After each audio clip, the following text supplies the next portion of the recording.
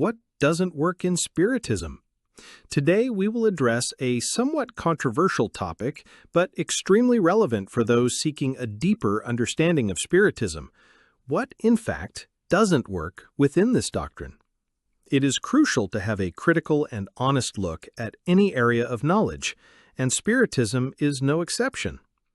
First, it is important to highlight that Spiritism, in its essence codified by Allan Kardec, presents a logical and comforting structure.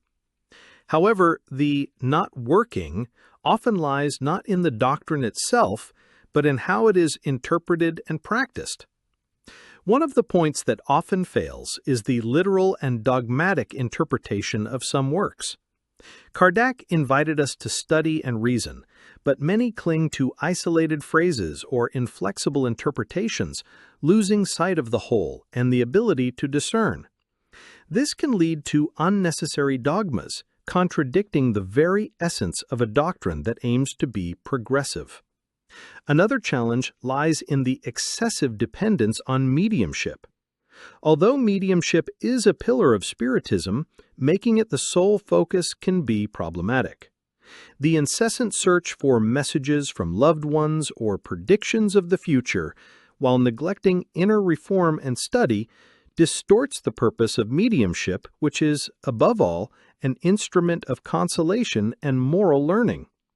When mediumship is used for personal interests or to promote sensationalism, it definitely does not work for spiritual well-being. In addition, the lack of self-criticism and in-depth study in certain Spiritist centers can create environments that are not conducive to real development. The automatic reproduction of rituals or the absence of constructive debates on contemporary challenges prevent the doctrine from remaining alive and relevant for new generations. Spiritism is a science, philosophy, and morality, and as such, it must be constantly questioned and expanded. Finally, the projection of unrealistic expectations is a major obstacle. Spiritism is not a panacea for all of life's problems. It offers consolation, explanations, and a path to moral improvement, but it does not eliminate the trials and expiations inherent in our earthly journey. Expecting miracles or instant solutions to complex dilemmas leads to frustration and disbelief. In short, what doesn't work in Spiritism is often human failure in its application, interpretation, and experience. The Kardecic doctrine, when studied seriously, experienced with love, and practiced with discernment, continues to be a beacon of light and hope.